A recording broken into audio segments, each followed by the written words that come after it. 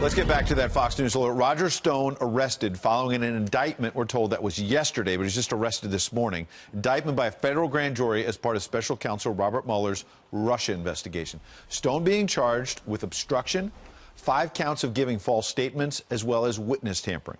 So what does this mean for the investigation? Here to weigh in, journalist and senior fellow at the Hudson Institute, Lee Smith. Good morning, Lee. Hi, good morning. Thanks for having me on. Thanks for being here with these breaking news. Let's just start simply with, what do you think this means for Mueller's investigation? Well, I'm of the opinion, I know that lots of people believe that Mueller, the Mueller investigation is about to wrap up anytime soon. He may be moving to a final, maybe moving to wrapping it up with a final report.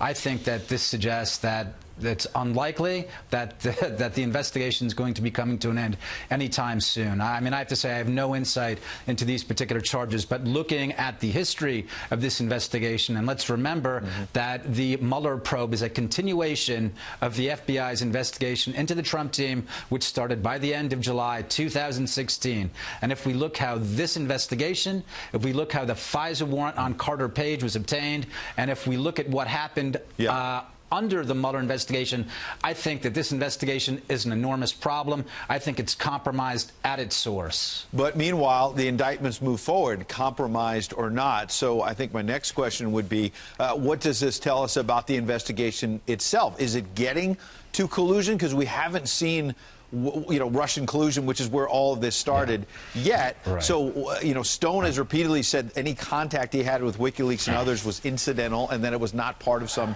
coordinated effort.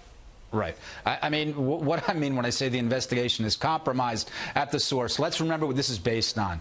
This is based on the Steele dossier.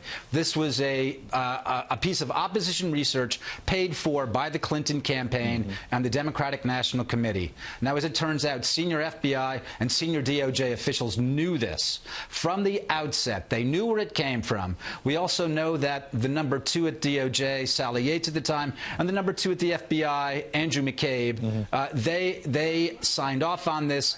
They signed off on the FISA warrant. They knew what it was about. They knew where it was coming from. They knew it was based on the Steele dossier. Other officials there knew it was that had been paid for by the Clinton campaign. Sure. This is the place where we find that collusion is charged. Right. It's only an opposition research paid for by the Clinton campaign. I've got less than 30 seconds. There is no other source for charges of collusion. Right. This is what the Mueller probe is based on. And that's led a lot of people to say that this is poisonous fruit coming from that tree, because the investigation was sort of a sham from the start, as you suggest. But I've got less than 30 seconds. So are these process crimes? People still, even if the investigation started unfairly or under improper terms, you still have to tell the truth to the FBI. You still cannot tamper with witnesses. Yes, you have to tell the truth. Again, as I said, I have no particular insight into these charges right now. But what I am saying, what I do believe is that the Mueller investigation right now is being used as a political instrument against the president, against the administration, and also it's being used as an attack, as an instrument against an American institution, an election. The American people elected Donald Trump. They did not elect Robert Mueller as a 4th branch of government to continue to attack the election. Well, we'll see what Mueller's next move is. We'll see whether the president's reacting on Twitter soon. In the meantime, Lee Smith, it's important to have your analysis this morning. Thanks for coming in. Thanks for having me.